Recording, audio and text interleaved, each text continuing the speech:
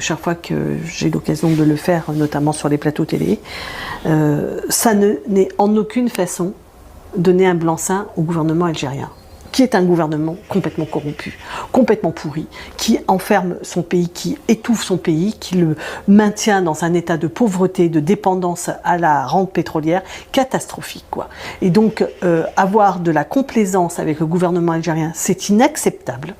Si ce journaliste a été arrêté, c'est pas du tout anecdotique que ce soit à la Kabylie. C'est-à-dire qu'en fait, il est allé voir un dirigeant d'un club de foot kabyle, et la Kabylie est le fer de lance du mouvement de contestation démocratique en Algérie. Et que donc, c'est pour ça que le gouvernement algérien l'a mal pris, parce qu'en fait, les forces progressistes et démocratiques en Algérie sont beaucoup portés par les Kabyles là-bas et ici.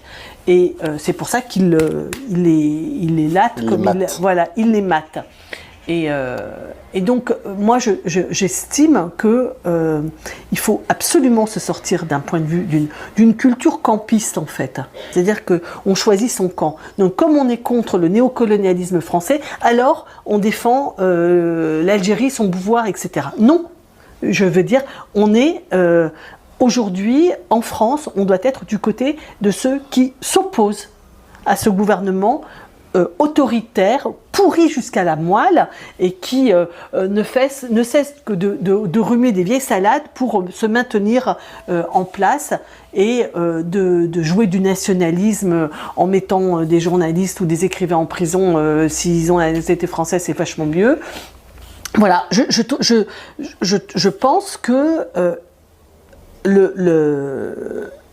la capacité de comprendre ça, c'est pas toujours le cas. C'est pas toujours facile, mais en tout cas c'est la seule solution. Et moi je suis très fâchée que Sébastien Delogu, qui espère flatter, conquérir et représenter les Algériens, et notamment les Algériens à Marseille, s'imagine que c'est comme ça qu'il va le faire. Non, les Algériens qui sont en France ne sont pas d'accord très majoritairement avec le pouvoir algérien, et que Delogu ne s'occupe pas de conforter les démocrates. Enfin, on voit bien que dans le monde entier, c'est ça la question.